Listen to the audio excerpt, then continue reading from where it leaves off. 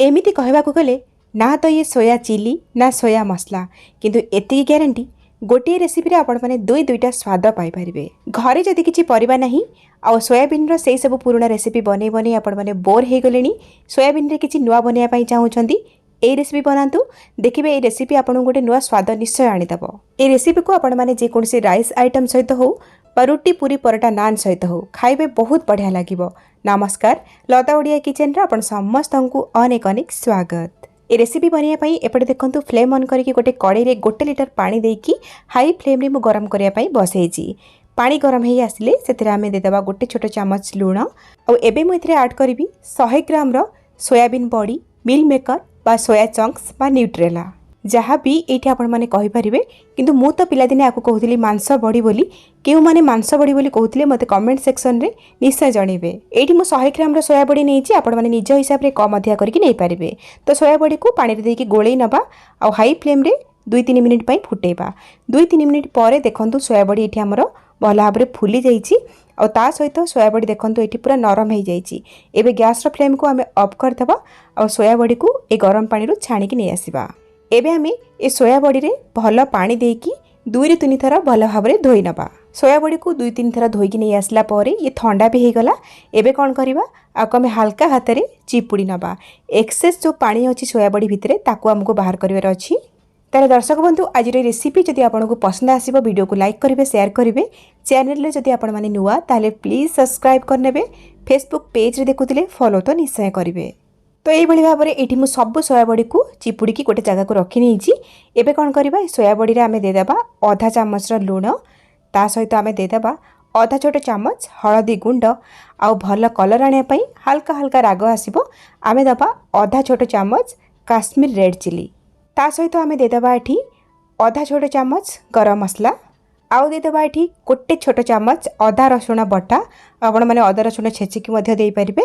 आउ ता सहित एठी आमे देदेबा भल बाइंडिंग आने पई 2 बड़ चामच कॉर्नफ्लोर। तो 100 ग्राम रो सोया बड़ी नहीं ता पई 2 बड़ चामच मु कॉर्नफ्लोर नहीं। कॉर्नफ्लोर जगह आपण माने 2 बड़ चामच बेसन नहीं तो 2 बड़ चामच चाउल गुंड मध्य नहीं पारिबे। किंतु ध्यान रखिबे अत्यधिक कॉर्नफ्लोर चाउल गुंड बा बेसन रो यूज करिवेनी, टेस्ट भल आसीबनी। केवल सोया बड़ी उपरे हल्का गोटे पतला कोटिंगटे आसबार अच्छी बस सेतिकी आमको पकेबार अच्छी एठी कॉर्नफ्लोर बा बेसन बा चाउल गुंड। तो एबे कौन करबा सब जिनस को भल भाव में गोळेई नबा। पानी रो व्यवहार करबानी कहीं सोया बड़ी चिपुड़ीला पर भी से हल्का हल्का पानी अंश थाए तो से ही सब जिनस गोळेई हो। तो देखंतु एई भली भाव में गोटे पतला कोटिंग आसीगला बस एटा ही परफेक्ट ये हो गला गोळेई। आगो कौन करबा आमे साइड रखिबा जीवा नेक्स्ट स्टेप को। तो ये रेसिपी पाई हमको दरकार पड़ो 2टा मीडियम साइज रो पियाज आ गोटे बड़ कैप्सिकम। तो एबे कौन करबा आमे कैप्सिकम को काटी नबा। प्रथमे एई भली भाव में 2 फाळ करी काटी नबा। ध्यान रखंतु कैप्सिकम को काटिबा आगु गोटा धोई नहीं थिबे। तो कैप्सिकम फाळ को एई भली लंबा लंबा करी प्रथमे काटी नबा तापरे बड़ बड़ खंड करी काटी नबा जेमती वीडियो रेटी देखुछंदी। जेमिति आमे कैप्सिकम बड़ बड़ खंड करी काटिले पियाज को मध्य सेई भली बड़ बड़ खंड करी काटिबा। तो 4 खंड करी पियाज को काटी साला परे पियाजर पाखुड़ा गुडा को एई भली भाव में आमे अलगा करी नबा। ए रेसिपी रे कैप्सिकम पियाज बड़ बड़ खंड होइकी रहिले देखिबा को भल लागिबो, खाइबा को भी भल लागिबो। तो रेडी हो गला पियाज कैप्सिकम आपको साइड रखिबा जीवा नेक्स्ट स्टेप को। एपटे देखंतु फ्लेम ऑन करके बसाई गोटे कड़ई गरम हो गला परे गोटे छोट चामच दबा रिफाइन तेल आपण माने सोरिष तेल मध्य नै पारंती। तेल गरम हो गला परे आमे काटी रखिथिबा पियाज और कैप्सिकम को एठी ऐड करिबा।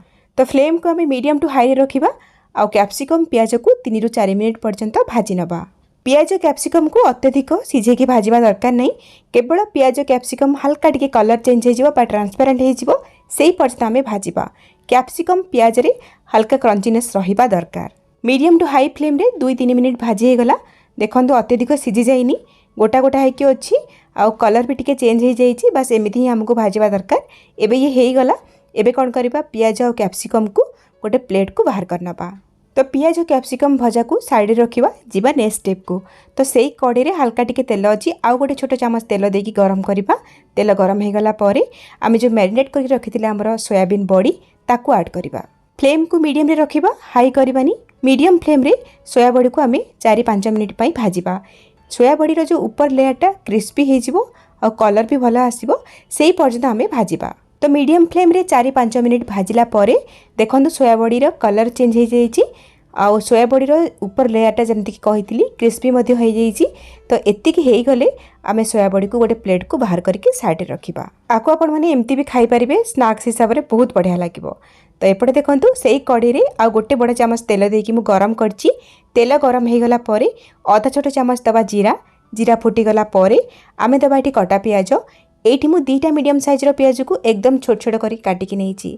तो फ्लेम को मीडियम करवा और पियाज को एकदम लाल कलर हैला पर्यंत भाजी नबा। तो ये देखूँ पियाज बढ़िया कलर होगी भाजी गला टिके गोले नबा। ए स्टेज आम ऐड करवा गोटे छोट चामच अदा रसुण बटा। आपण मैंने चाहिए अदा रसुण को छोट छोट करी काटिकी ये ऐड करें।